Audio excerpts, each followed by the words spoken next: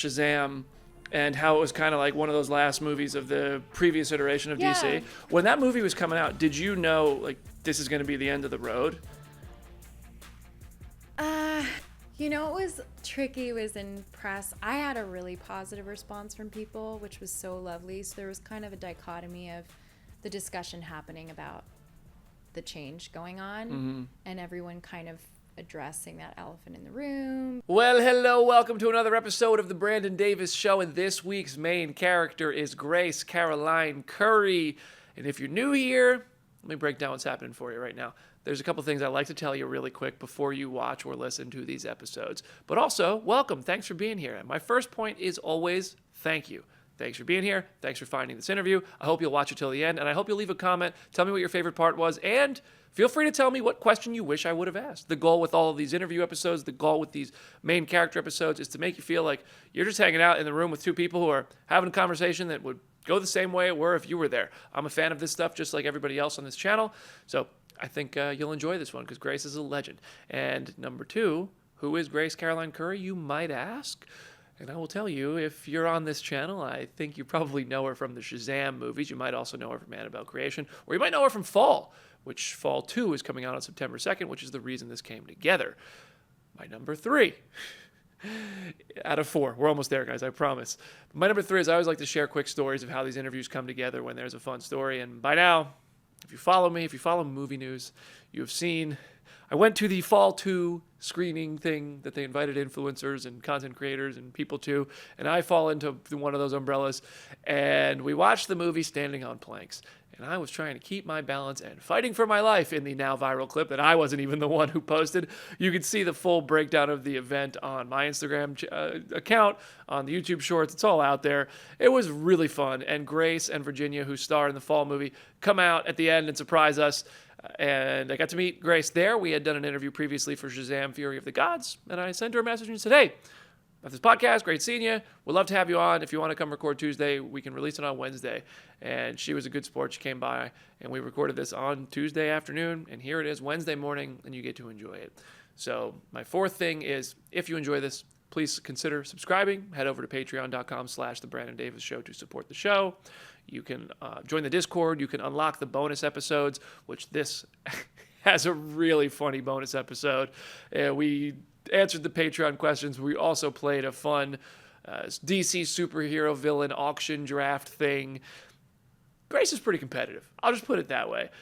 That's my way of saying thank you to everybody who supports the show on Patreon. It's given something extra there. So I hope you'll go enjoy it. And again, please subscribe to the channel here on YouTube. Every single one of you who watch this, who comment, who subscribe on podcast platforms, if you just so much as press play, it helps keep this thing going and growing.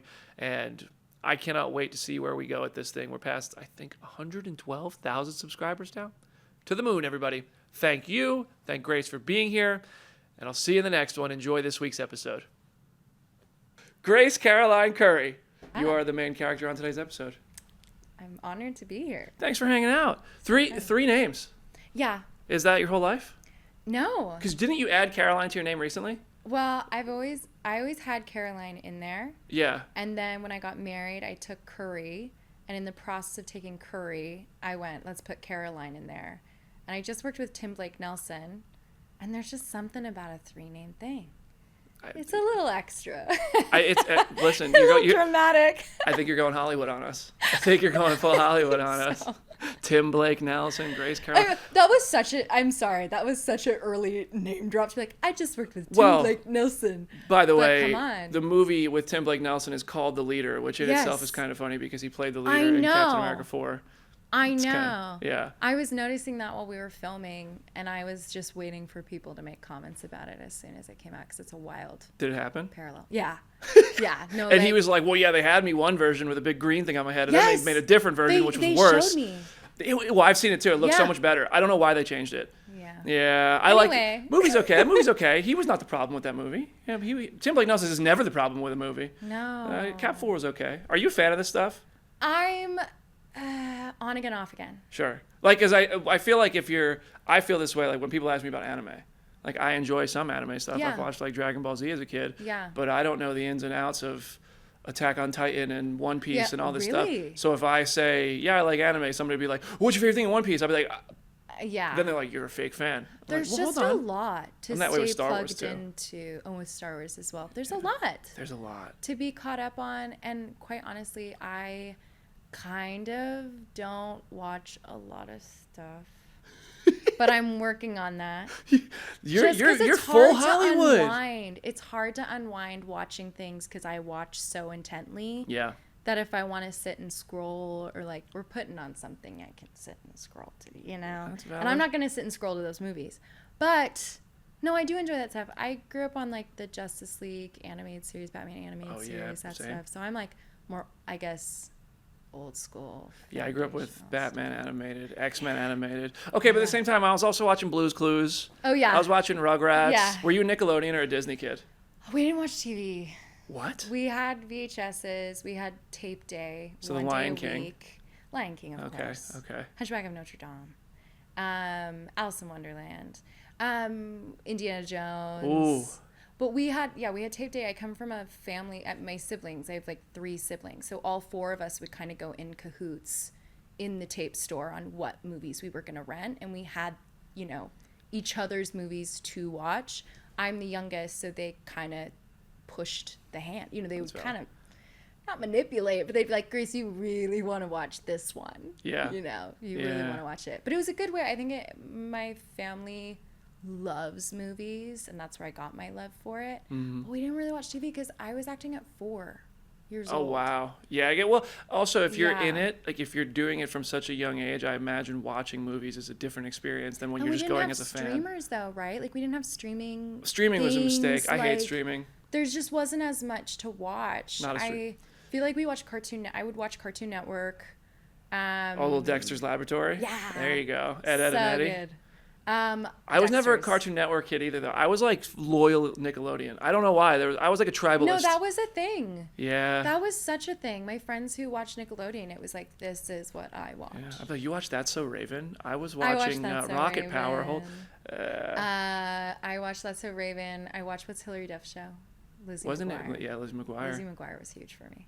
Okay. Well, we had similar childhoods, different genres of the same childhood. I was a big video gamer as a kid when Mario Kart came out in '64. Yeah. I'm pretty sure I had to go to the doctor because I had like water on my knee or some shit like that because I would sit in the same position for so long and just play Mario Kart. Yeah. It's bad. It's bad. That's crazy. And now we're like, oh, we're looking down at our phones all the time. You talk about I'm- scrolling, my feed just gets me. Well, I'm a late, stage gamer. Okay. I've only become a gamer in the last. I don't even think I can say I've become a gamer. That Wait, feels what do you like play? No, I'm not a gamer. A little bit of Fortnite here and there? Come on. Blasphemous. No, I tried one time and it was horrendous. I'm playing Hogwarts Legacy right now. Oh, that's like the biggest game of all time. It's so fun. I played it for like 2 hours. I dug it, but I'm bad at story modes. Okay. ADHD brain. That's fair. I just got to get online, play multiplayer, get off. That's fair. But Hogwarts Legacy's. I multitask. So I'll have the story mode's going and Yeah, someone's telling me about their house elf and, some situation and there's injustice going on and I'm doing laundry and getting my chores done, washing the dishes. I'm like, this is good. Video games are good. Man, I wish I finished that game. I'm not going to lie. It's great. do. There's some crazy storylines and I'm a cozy gamer. Yeah, that's a good one for It's that. cozy. Well, you could just walk around Hogwarts all day. Yeah. Like do the spells on the pictures and stuff. Yep. That's cool. Okay, well, the reason this came together, by the way, I got to shout you out because this came together so last minute. Thank you so much for coming to hang out today. A couple days. Yeah, we're recording on Tuesday. By the time you're watching this, everybody, it's Wednesday. This was recorded yesterday. But I went to that Fall 2 event, which was the wildest movie watching experience I've ever had in my life. Mm-hmm. I remember they did those long walk screenings. Did you say they put people on treadmills to watch the long walk? Yeah. I think this was the same people. I I think know it's so. Lionsgate for both, but I think it was literally the same company they hired to make these events. I was hanging from a fucking harness It was insane. to watch an entire movie. Yeah. I feel like you had an easier time making the movie than I did watching these movies. My feet were fucking killing me. No, okay, so imagine what you went through, and that would be a day of shooting. The first Fall pretty movie, much. For fall. for fall, for the first one. for Fall, which the full title We were just in is the Fall, desert, right? Fall. Yeah, in the desert, and also you're in the same place for almost the entire movie. Yeah. How many days did you film in one spot, which is a set of the top of a tower for Yeah. the first Fall movie? It was really trippy trying to have any sense of timeline, because usually in a film you can kind of gauge where you are in the story based off locations, Yeah. right? You're like, okay, we do that as people. We have memories attached to where we lived, where we were yesterday maybe. And to be in one location, I always map out the continuity of a script so I can know when we're filming out of order what came before or after. I'll like kind of put a rough gauge of, for this particular film Fall, how like deteriorated my body is, my energy is, because otherwise one shot you're looking super fresh because you filmed it in the morning, and then suddenly you're crying and it's like, oh, that's reversed. But no, one location was really confusing and that project was gnarly. I full force will say that with my chest. The first Fall was gnarly because we filmed it as practically as possible. It was over 100 and something degrees almost every day. There wasn't shade. We did not have shade. Middle of the desert. Bee infestation, flying ant infestation. We had snakes on the ground. We had mice running around. Snakes on the ground. ground? The vulture was real. That vulture did look very real. It was real, and then there was I'm assuming when you beat the shit out of it, it was a prop vulture. Yes. No vultures were harmed in the making of this movie. No vultures were harmed. You have a very good scared face, which you've made in several different films, but in that one, I feel like it was like they had to, like, maybe it was real. I don't know. They had to dry your skin out and everything because you're sitting in the desert. Yeah, so, amazing makeup artists. That was a little weirdly psychologically confusing because so much was done between like sunburn makeup to they would put something on my lips that made it chapped. But then also it was realistic because you're in these high winds in the heat, so you're just like bloated from the heat.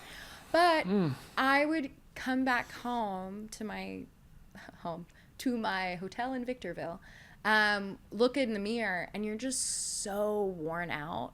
Your brain thinks you've been through something, which we were. I mean, a lot of that was kind of low-key real. It's like a documentary. It's crazy. Maybe I gave myself too much credit. Maybe you had a harder time. Maybe a little bit. The first one was nuts. I will say full force. And then I was crying in almost every scene. Yeah. I ended up doing all my stunts.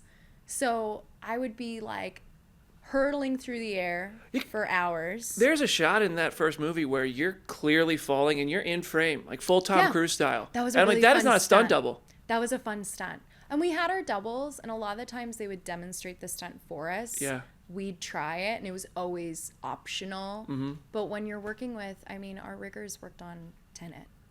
I love that movie. So, you're kind of going, I trust you. Sure. In the arms of the angel. Just, fall down. But way Nolan intended. Yeah. Yes. But no, you guys had a crazy screening. That was insane. I had no idea. I had a little bit of a gist. And Ginny didn't even know. Yeah. She thought it was going to be a normal screening. And she goes, we haven't even gotten, invited to watch it. Are there, I haven't received tickets. She thought it was we're going to sit and watch the movie. And we don't even get to watch it. And I said, no, Ginny, they're going to be on planks, balancing, having stuff hurled at them.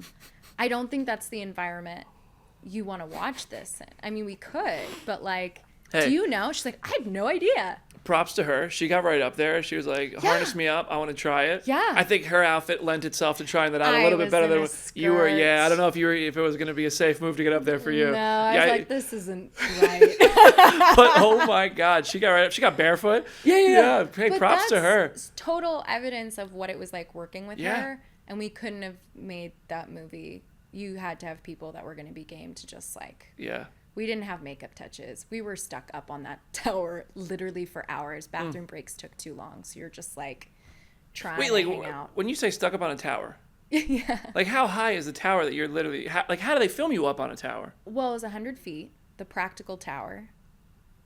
Yeah. And we were always in a harness. And they found ways to rig cameras up there to film you guys? So they had the cranes.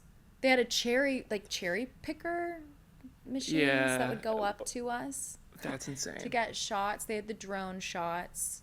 And then they built it on a cliffside. So it was a crazy practical view of madness. But because we were up there, it was a whole ordeal to get us down through the cherry picker. take off your harness, go to the bathroom, put the harness back on. It was a whole thing. Wow. So you're just sort of, it's okay. I'm dehydrated. We're in the desert. That's insane. Yeah. That's crazy. I hope you got hazard pay. God, I don't know how that works. It was during COVID also. Oh, It was geez. one of the first productions back. Double hazard pay. Yeah, but... Hey, good on you guys for getting the chance to film something, though. A lot of people were worried Oh we my might never get a chance to gosh. go to work again. Oh, no. I bet it was So nice to be with thankful. people. So thankful. Yeah. It was a little weird because we had to do the whole separate group thing. Well, actually, what a perfect movie to film. They did that intentionally. Yeah. It was intentional. It's two people who are in the scene together the entire time. You don't have to worry about extras and except for a Social couple distance. scenes. Yeah. Just the two of us up there. Just the two of us. The only other person you really had significant scenes with, absolute legend Jeffrey Dean Morgan. Do you know the reality of that? Were you never together? Yeah. No way. I've still never No, met I literally him. watched the movie last night. I've never met him. Even at conventions. Never spoken to him. I don't know my father. Jeffrey, you Is that a bummer? deadbeat dad in No. the fall universe, kind of uncanon version of it. The reality is, though, I got COVID. It's so lame. Oh, I was so you were to supposed get on a plane to go shoot with him for his stuff, and I got COVID right as the day before. So he filmed with a stand-in and you filmed with a stand-in? Yeah. Oh, that So they sucks. filmed his stuff, and so I stepped into what was established by him in that stand-in. Yeah. And it was honestly really interesting because I've never done that before, where I'm filming within a scene that's already been partially filmed, trying to have my own choices within it. Yeah. And basically we filmed it in an LA parking lot that had the same brick wall feeling as his location. And Scott Mann, our director, just with a loud speaker, whatever thing. What was that called? Megaphone? Yeah. Literally a megaphone. No joke. Like a director's megaphone. Had Jeffrey's performance blasting through the parking lot. So I was acting with his lines. He does have a very distinct voice. Well, I had the option to perform with the double, but because Jeffrey's performance was already filmed, they kind of had a rough edit of what they wanted to do with it. Mm-hmm. I figured it made more sense. That does make sense. That's cool. Imagine I was acting with him, but it was trippy. It was. I love Jeff too. I have met Jeff to the point. Well, I don't know if we're friends that I should call him Jeff, but I do.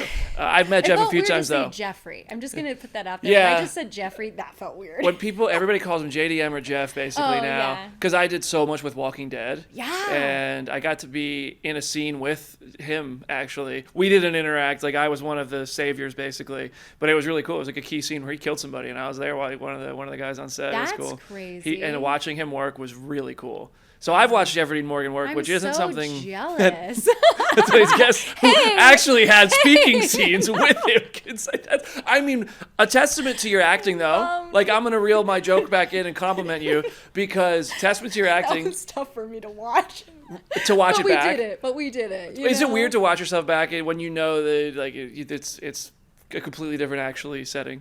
One of my least favorite things I've ever done to myself was inviting all my friends to a screening at the Grove that they put on for fall. It was we're going to do a friends and family screening, have whoever you want there. I kid you not. I was sitting there going, this is the worst decision I've ever made. Why am I in here with them? Oh my gosh, I'm in every shot of this thing. I'd never been in anything like that.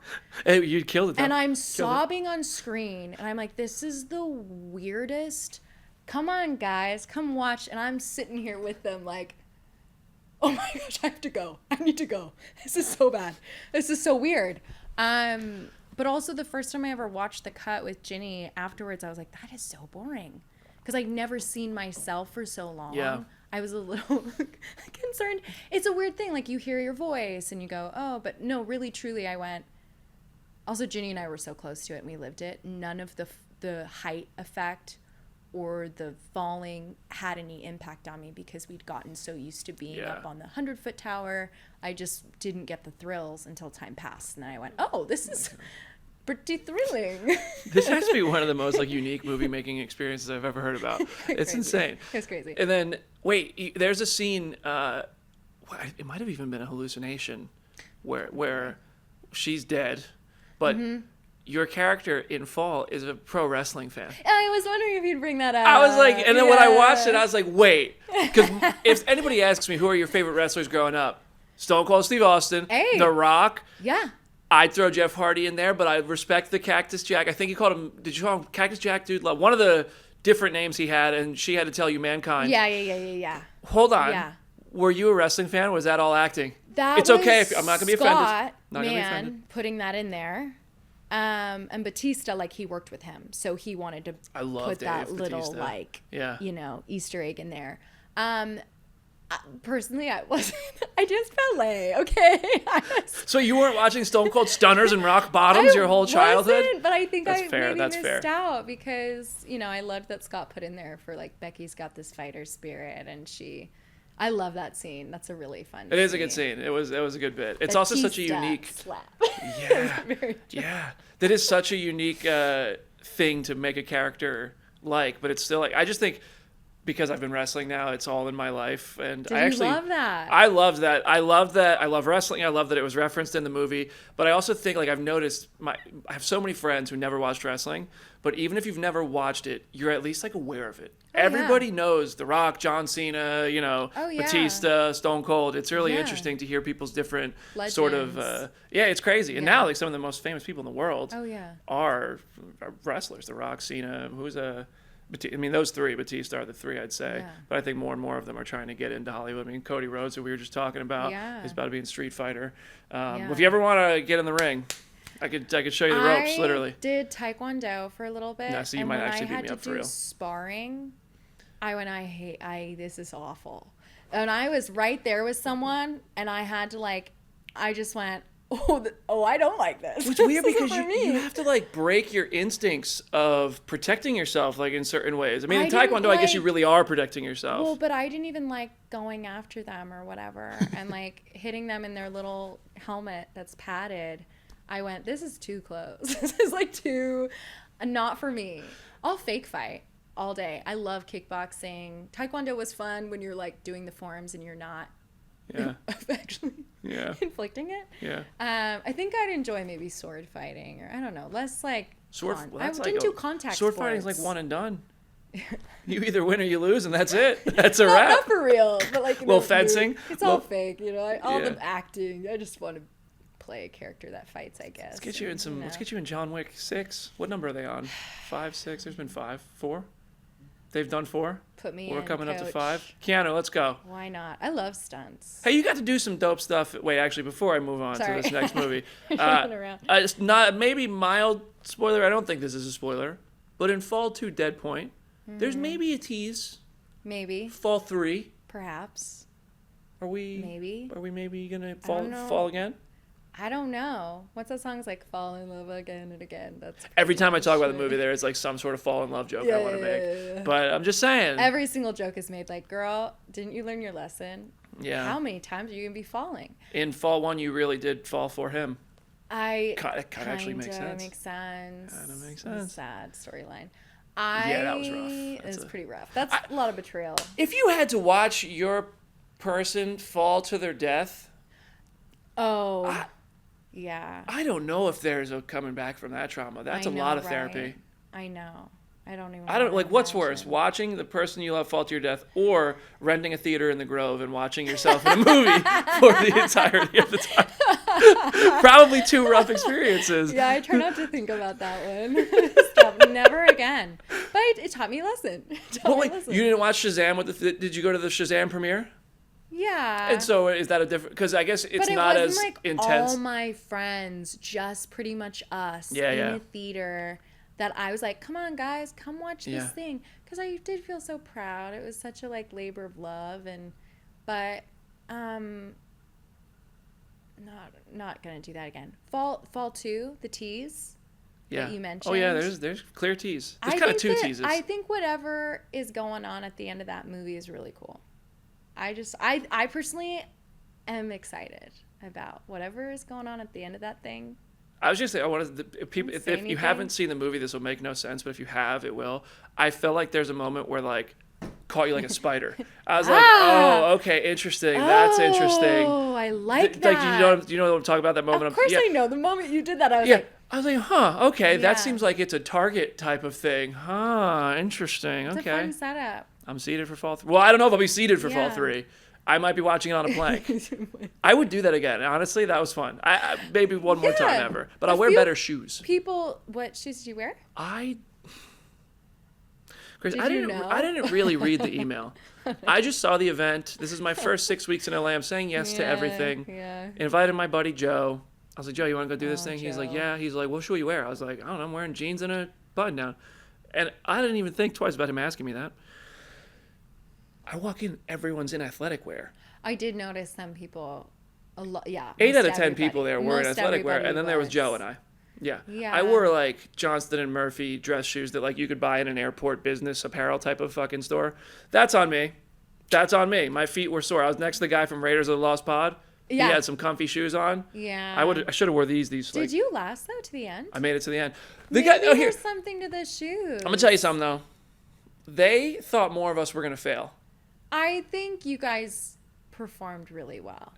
I think the Lionsgate folks thought that too. So I think they gave a direction to the folks on the side. Hey, jerk them around a little bit more, because by the end of the movie, the harness I was on was connected to somebody who could pull on it. Yeah. That's how it was on Fall. I was flying off You were like a puppet. And now, oh my gosh. Discussing Film posts a video, and it starts on the screen and pans over to all of us who are still up. And it's at the part where they're really pulling on my thing and no one else's. So I'm on the board, like looking like having a seizure, some sort of medical emergency, trying to keep my balance. And everyone else is standing there watching the movie. And all the comments are like, "Yo, bro in the middle is fighting for his life. What is wrong with this guy?" And I'm like, singled out, attacked. It was a little rigged. It was. I deserve a role in Fall 3 for that. Honestly, could be. Scott. Let's keep that. Let's put a note there, because you proved yourself to make it to the end. And, the willingness in the shoes, you could have said, I'm a diva and I'm not doing this. I could have. But then I would have shown up to a wrestling show and they'd have been like, the fuck? We heard you reached down to the Fall thing. Make it make sense. Yeah. You gotta be tough. I think I saw Annabelle Creation. I don't remember which one came first, though. Annabelle Creation or the first Shazam. Creation was before the first Shazam, right? I'll tell you about that. Annabelle Creation was before, because that's how I met David Sandberg. That's what I was going to say. That's how I met Peter Safran. That's Safran. How I met Rich Deli, who cast me, and Coco. That was the first kind of enter into knowing that group. Mm-hmm. And I'd auditioned for Rich so many times, and actually for that audition, I was in a lull of like, I don't know what I'm doing. If I get rejected one more time. I've been doing this since I was 4. I've had such dry years. It's been such a I love this more than, you have to love it more than you are hurt by it. Yeah. But I, somehow that one was, I pulled myself up by my bootstraps and I was like, I'm going to go into that Annabelle Creation audition. I didn't know what it was for. It was pretty secret. I can point to a few auditions in my life where I've just been like, I'm going to bring me. And if it's not right, okay, I'm not going to think about what they want, which really is what you should do with every audition. But, I'm not going to think about what they want. I'm going to just get lost in it. And I remember that audition. I remember getting lost in it. I remember getting a call back, was meeting with David, and he had a handheld camera, and part of the callback was him directing like an improv horror sequence, and had me like by a curtain pretending it was a window, and it might be in some behind the scenes. And then he was like, I'm going to say monster, and I want you to fall to the ground screaming. And he had the camera over me. It was a whole like test drive of how do you do in this scenario of madness? Like, can you jump into it? And so Annabelle Creation happened, and then what happened was Shazam got announced that David was directing it, and my brother, he's a huge part of why I love comics, and I even like watch the Batman animated series. This is an older brother. Yeah, this is Soren. He actually acted for a while. Oh, okay. He's another reason why I was like, I think I want to do this at 4 years old. But no, he came to me. He was like, you look just like Mary. Hello. I think your friends came back in. No. Maybe. I don't know. Or else somebody opened the door upstairs. I don't know who that would be, though. Then we should be concerned. But I think your friends just might have opened the door back up. You look. Do you need to text them that they can come in? They can walk in. That's fine. Oh, okay. Well, then I don't know what that was. I let them know. Oh, it was the garage door cracking. That's my bad. Hello. The garage door is going to keep opening with the hey, thanks, Jerry. It's okay if you're in the shot. It's a homemade production. Look, it's authentic. Sorry. This is more how I like, my 100%. storytelling. Yeah. It needs to be real. It needs to be interrupted. Raw. Yeah. But Mary was literally just my brother being like, you look like her. He pulled out a comic. He showed me a drawing of her.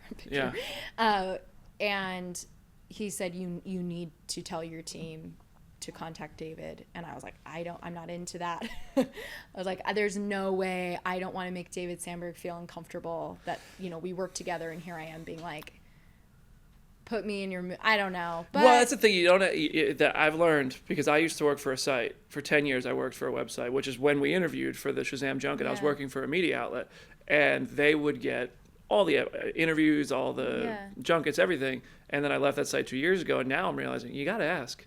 You have to ask. And there's a way to ask. There's a way to ask. But you still do have to ask. So my manager brought it up. There you go. At the after party of Annabelle Creation, basically was like, congratulations on Shazam. Hey manager, can you bring stuff up for me? Yeah, but she was like, congratulations on Shazam. It's so crazy. He mentioned that he liked working with me, and so it was a good we're not just like forcing Grace upon you, but Grace really looks like that character. That's crazy. Anyway, Rich called me in, and it was one of the most emotional auditioning processes for me, because usually you're showing up to an audition, the list is long, you're ready to be in a room with tons of people, and Rich just had me coming in, pulled the comic book out, and was like, you look just like her. It's true. We really believe you're the person, and spent time with me the whole time. That's amazing. Just working on it. I just checked my phone because I texted Cooper Andrews to say, hey, can you send a video? But I think he's at work right now. He hasn't replied yet, but he might, and I might get a video from him. I was going to bring that up. For a question for you. Yeah, I love Cooper. He's a good dude. It seemed like you guys, you were one of a very few people who got to work with both cast groups on the Shazam movies. Yeah. Only person. That's I'm the only one who plays a kid and an adult. Yeah. Besides Cooper and Marta. Right. They would be working. So of the Shazam-ly, you were the only one. That's what I was thinking of, was the parents are the only ones, or the orphan parents, it's still parents, were the only ones who got to share the set with both versions of the characters besides you, right? And I guess the villains. Yeah, true. Yeah, Mark Strong. Oh, he was great. I love Mark Strong. I personally, so cool. I know there's debates on the Shazam movies. I personally enjoyed both of them quite a bit. And I felt like it put you guys in a weird place, because Shazam Fury of the Gods came out when it was like the DC Universe transition. Yeah. And it felt like it was one of those that was just like, we just got to release this one. Yeah. And they still promoted it and did what they could, I think. Yeah. But for that reason, I actually thought they killed Billy. Really? I watched that movie and I was like, damn. James Gunn came in and said, we're starting it over. Might as well kill him. Wow. It got me. And then he came back at the end. Yeah. But I was like, that's crazy. That's actually an interesting point. I didn't even think about that, potentially. The meta-ness of sorts within that. Yeah, it was a gnarly time for it to come out. And we also filmed that one in the midst of COVID stuff. So when we were on set for the second Shazam, we had to be mindful of that. But yeah, oh my gosh, that was a bunch of years for all of us to know each other working there. I think there was quite the gap between the first one and the second one. Yeah, because what was it, like 2017 and 2023? Something like that. Maybe 2018? What's crazy solid years. I'm just so glad I got to be in the suit at all. Yeah, the suit looks sick. That was magical. Did you get to keep it? No. You should go in there and steal that shit. Why does anyone ever ask that? No. Well, maybe they don't know you kept it. It's keep the secret. It's not like No. I've been in Peter Safran's office. He's got some cool costumes in his office. Well, I'm not Peter Safran. Yeah, but you've worked with him on 3 movies now. He could give you the suit. No, I'm going to email Peter right now. Hey, give her the suit. I think it was on display somewhere for a while. But yeah, I saw it in person. So personal to they had a few, but then it came down to the one that was quite literally the hero suit.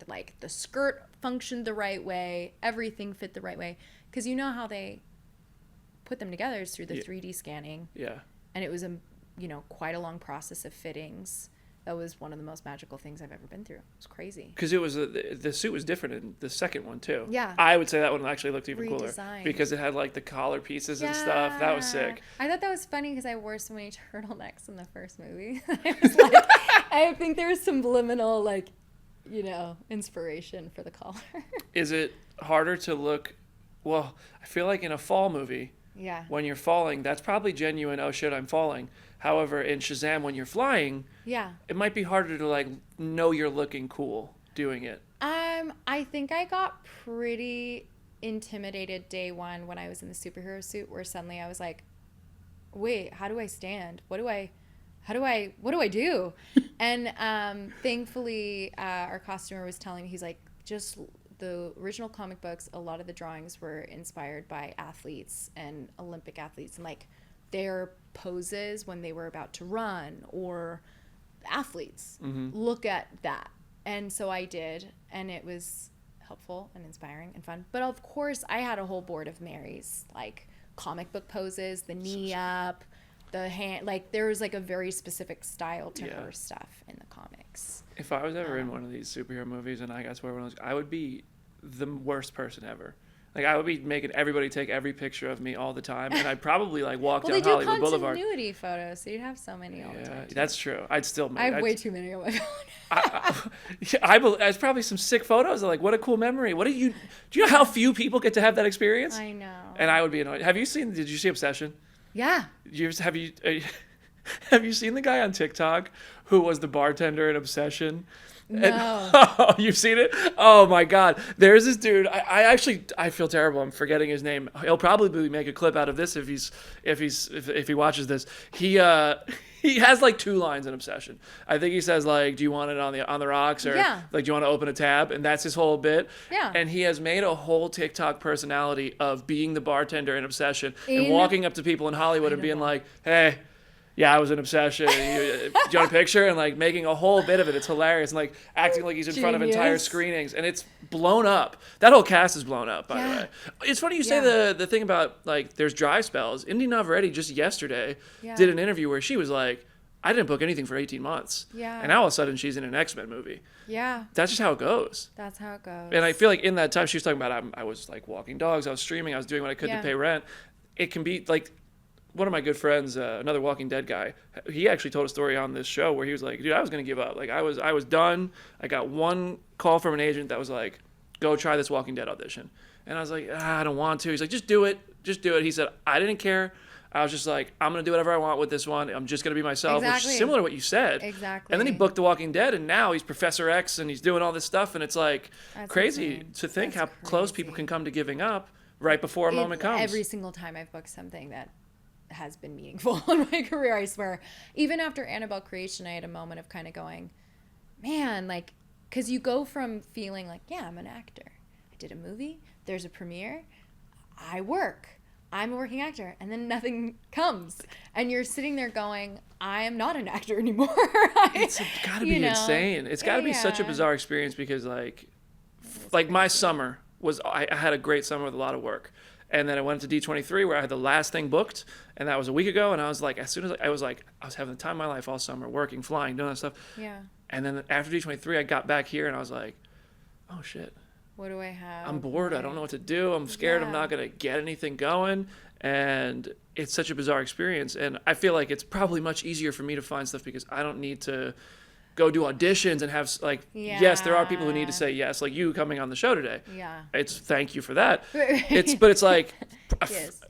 I can't imagine when you have the effort you have to put in and being told no so often and retaining your confidence and then going to have that moment, highest of highs, then it's like, oh, what do we do now? That's got to be such a weird experience. It's a weird experience. I do think I've gotten better since I've been at this for a while now. So I think I've, when you get the call, I just got one recently, actually, this past week, where it's like, I'm so sorry you're not going further. The tape went to director, producer. It got as far as it could within it being a no.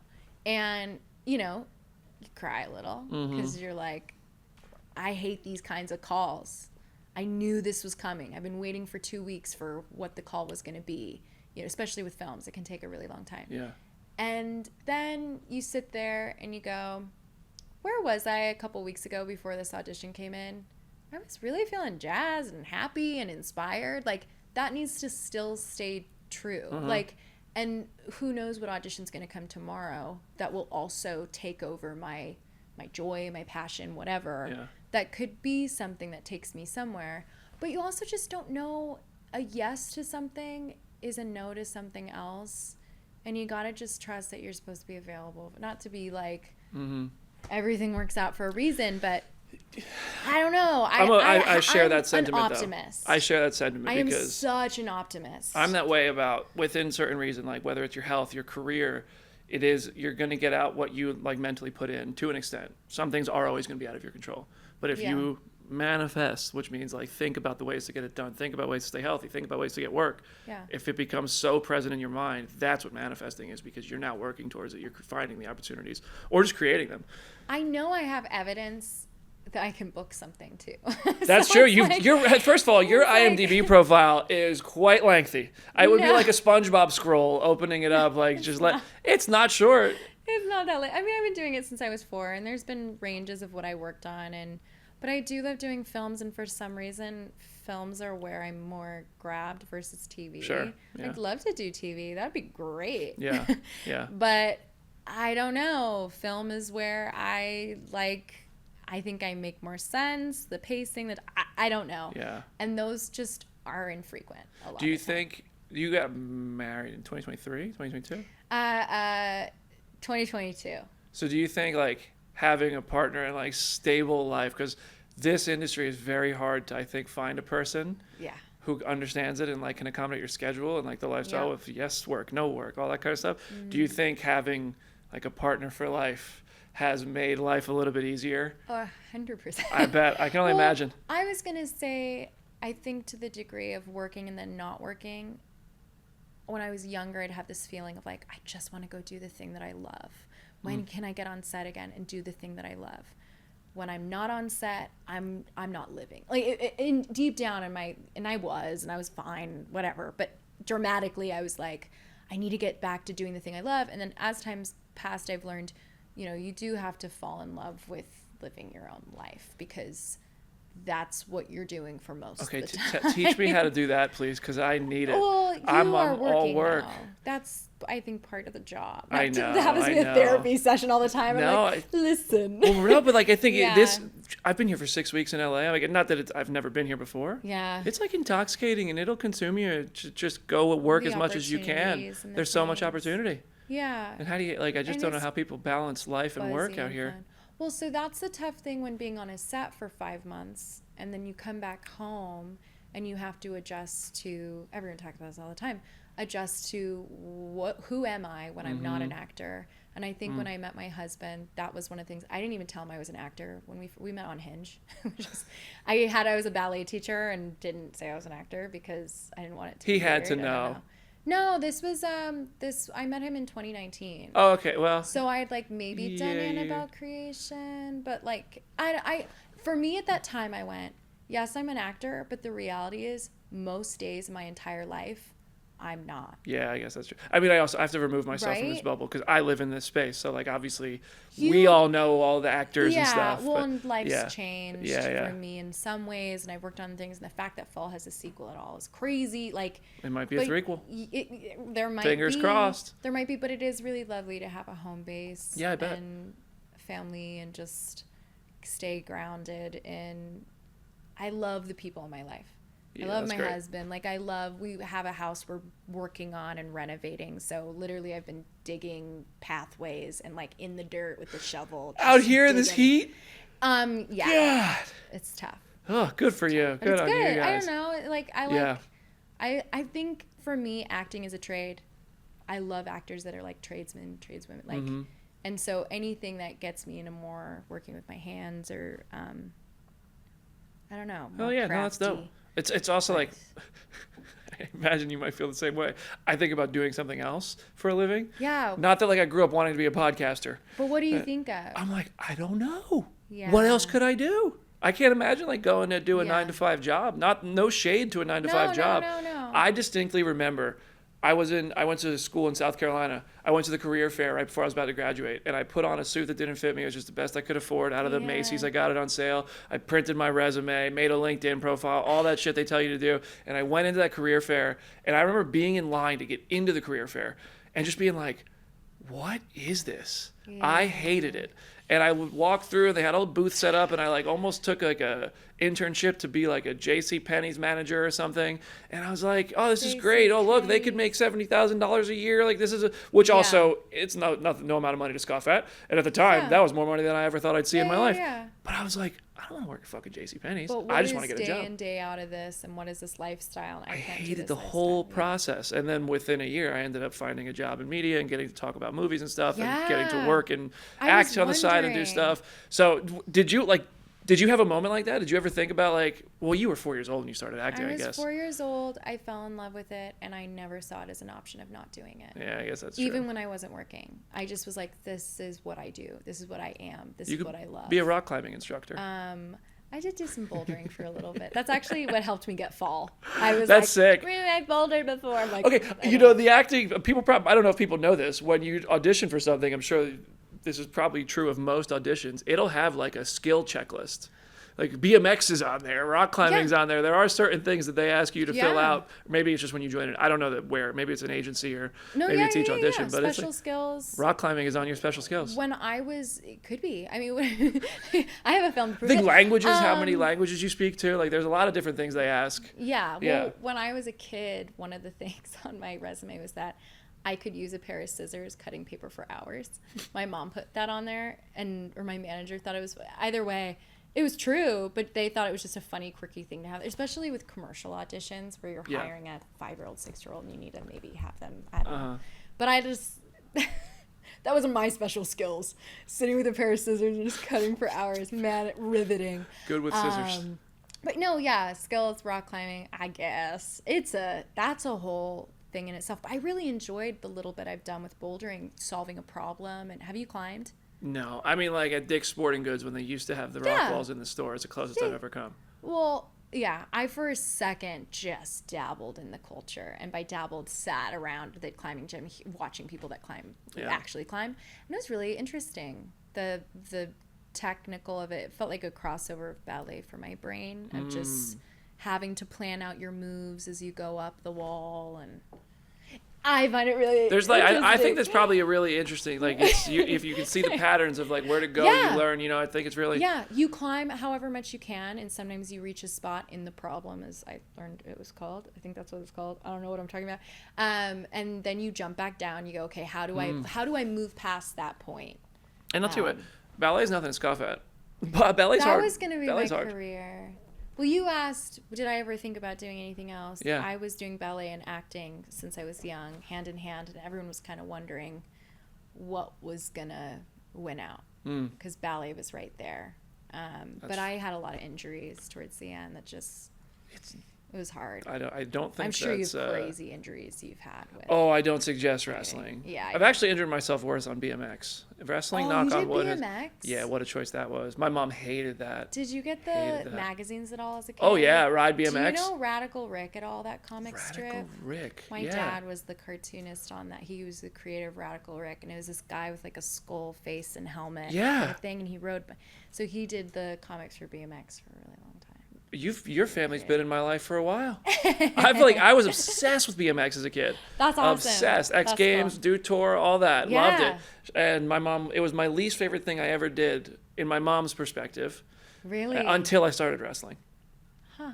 Grew up wanting to wrestle. My mom was like, no, you're never going to do that. So then I was like, I'm 30 now. Guess what I can do? Guess what I can do? Wish I started when I was 20. Do what I want. But anyway, wait, I was always wondering about this. We talked a little bit about Shazam and how it was kind of like one of those last movies of the previous iteration of DC. When that movie was coming out, did you know like this is going to be the end of the road? Was there like a little bit of hope because there wasn't a conversation yet? What was tricky was in press, I had a really positive response from people, which was so lovely. So there was kind of a dichotomy of the discussion happening about the change going on and everyone kind of addressing that elephant in the room, and so during PR, doing press, I had people saying such lovely things to me about Mary, and multiple people going, "We want a show. Can we get a show?" And it was interesting and a good experience of holding the good and the positivity of how people were receiving it, while also understanding just the business of it and how things evolve and grow and change. And I knew Peter Safran was going to be a part of that evolving change, and just getting to watch from the horror days to now, it's just wonderful. It's crazy. I mean, I think The Conjuring just turned like 20. That's insane. And Peter's been on board with that from the beginning. Yeah. Maybe it's not 20. Conjuring 2 just had 10 years like a month ago. I almost did an event with Peter to do 10 years of Conjuring 2, but we just it didn't come together. But it is crazy to think about how long he's been doing this, how long and Jerry's his daughter Lulu was 13 years since Conjuring 1. Okay, I might have rounded up a little bit. A little more comforting than 20. You know, Iron Man is 18 years ago. Yeah. Robert Downey Jr. was cast as Iron Man 20 years ago, by the way. Let that sink in. What are we doing? These are getting grayer as I say it. That's crazy. 20 years. It's insane. I'm just thinking about like where Twilight falls and all that. Oh yeah, Twilight. First Twilight had to be like 2008, 7? Because I think I was in high school for that. Yeah, I think I was in high school. Maybe for that, somewhere in there. 2008 for Twilight. Oh my God, that's gonna be 20. It's 18 years old. Harry Potter, the first one, Sorcerer's Stone. What is it called in America versus? Philosopher's Stone versus Sorcerer's Stone. We call it Sorcerer's Stone, right? Yeah. I think so. But the HBO Max series is calling it Philosopher's Stone season 1 or something. I don't know. I think that's gonna be the biggest TV show ever made. I think that's gonna be the most watched thing I think ever. Harry Potter's a cultural. I'm excited. I was just talking about the midnight screenings that would happen with Harry Potter back in the day. Oh my God. Do you guys remember those? I miss midnight screenings for everything. It was so exhilarating when the book would come out. I wasn't a reader. My brother was. He's 5 years older than me. So I was always taking in, like, I was a little young to be reading the books. I had the book on tapes, like the audiobooks. And I had, like, Jim Dale and, like, it was so good. But I remember those midnight screenings. It was exciting. I miss midnight screenings. Books would sell out. Oh, go to Barnes and Noble and, like, be in line to also... to get the book. That was so exciting. Can I make a confession here? Potter. Just since it's just us here. Oh, I didn't watch any of the Harry Potter movies, nor know a single spoiler of a plot point until I was stuck at home during COVID. Okay. That's when I watched Game of Thrones. Okay. I caught up on Game of Thrones. I watched Game of Thrones. I saw the finale live, so I caught up for the final season. But I was like tweeting one tweet about each Harry Potter movie, basically, and people thought I was kidding. Like when Snape and Dumbledore happened, people thought I was kidding. And I was like, I had no idea. Snape sucks. This guy sucks. And people are like, you wait. Snape doesn't suck. And I was like, what are you talking about? How could he come back from this? Quite Crazy. a story. Quite a tale. That's wild to think about. I had no idea. Older. And I actually, while I was watching them, I bought the giant Hogwarts Lego set. Yeah. And I built it at home. Yeah. And I also overpaid for it because it was like... Lego discontinued it, so I went on eBay. I think I paid like $600 for it. Guess what? They fucking reprinted it after that. Like it started going back to stores for half the price that I paid. You have one of the OGs. I sure do. That's right. That's so cool. All right, we're gonna wrap up this part, and we have a few Patreon questions. So everybody who submitted Patreon questions, that'll be part of the Patreon bonus episode releasing on Friday. There's some fun stuff on Patreon. I think we'll have fun with this. The community here, by the way. I feel so lucky to have awesome people who watch and listen, especially on Patreon, because they drop, like, I'm like, do you guys want to do the job for me? Because they come up with better questions than I do most of the time. Yeah. But before we do that, I do have to, we for the Patreon subscribers, we get something signed to mail out to them. So awesome. I gotta get the cover here. So we have, I know you didn't keep the costume, but this is the closest thing. So we're going to get that signed, send it out to a Patreon subscriber if you'd be so kind. But also, I wouldn't do that without having something for you. Oh. You have multiple dogs? I have one. Which dog on Instagram is yours? Well, she's a pup. I posted her as a puppy to now, so it probably looks like I have multiple dogs, but her name's Kira. Kira? Yeah. Okay, but you also posted with giant Dalmatians. Oh, that was just a photo shoot thing? That was just fashion. You look pretty cool. I mean, it's a photographer's dogs. They're awesome. They're actually Great Danes. I get some Cruella vibes. You never know. I know. It was kind of Cruella vibes. Watch out. Yeah. Okay, so I did this right then. So I know you've been a pop figure as your character. I don't know if there's ever been a Grace Caroline Currey pop figure with Kira the pup, and now there is. So thank you for coming. This is my way of saying thank you for being here. Oh my gosh, Kira! Come on, that's so cool. That's crazy. How'd you do that? Oh, I have my ways. That's wild. Yeah, you got the connections. I will keep my secrets. That is why I was a little bit like, when you showed up today, I was like, hold on, I got to get dressed real quick, because I couldn't do that until 11 a.m. today. So I ran in to grab it, came back as fast as I could, got back here like 10 minutes before you got here. So special. So thank you for coming. That's our way of saying thank you. You know what's fun? Kira is named after Keira Knightley. Are you a Pirates fan? Of course. Look at that. We became best friends this past hour. Of course. Oh, yeah. Another legendary series. No, this is adorable wonderful. pup Kira, by the way. Thank so you. cute. My heart. I love her. So the last question I ask everybody to end the show is, when I wrestle, I call myself the main character. I'm the bad guy in the wrestling show. It's a very self-serving title. Oh. That said, it's inspired by the fact that wrestling was like my main character moment to like go tell my story. So cool. What would you say is a main character moment in your life where if you didn't take a chance, you didn't go after that thing you wanted to do, you didn't try something, maybe even people doubted it, maybe everything would look a little different today if you didn't have that main character energy? Oh, wow. Oh no. What would that be? Oh gosh, you're gonna be here all day. I don't know, it's been many years going after things. I mean, the first thing that comes to mind, and it's not as big as what you just described, was asking Dame Helen Mirren, on a date to the ballet to go watch dance. I was really nervous, and I knew that if I didn't ask, I was deciding it was a no, but if I asked, I might get a yes. And I got a yes. That's a pretty legendary And it was just move. us in the middle of nowhere.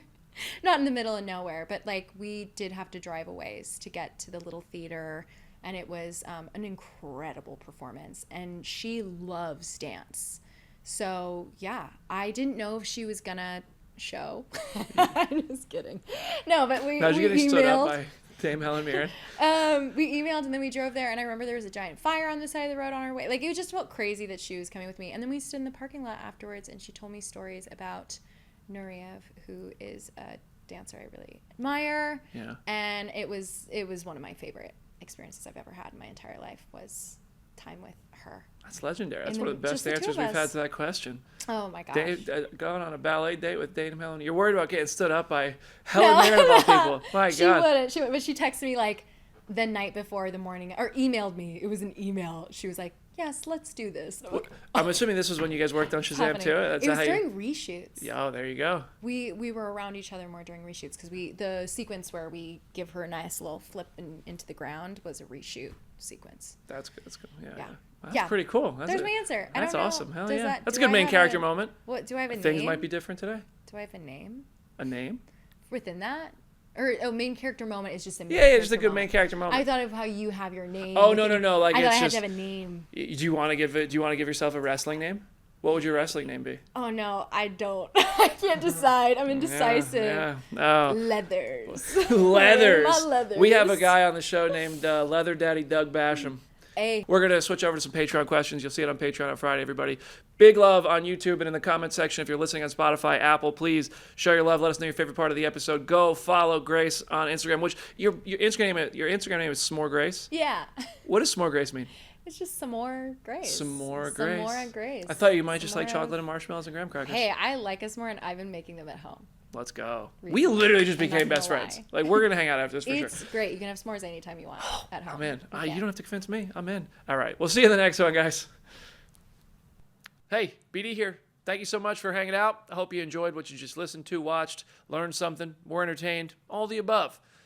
If you maybe want to see the next one, you could hit the subscribe button. If you're on YouTube, you can poke around on the channel, go watch something else. I bet there's something else that might tickle your fancy. Or if you're on podcast platforms, maybe go listen to another episode. Go find another main character to listen to. A lot of fun stuff happening. but that's because you're here. So thank you so much for subscribing, supporting, thumbs up, and commenting. Let me know what your favorite part was. I can't wait to hear from you. Send your questions, suggestions, all of it to thebrandondavisshow@gmail.com. Maybe we'll get to them on Ask BD every Monday. All right, guys. See you in the next one.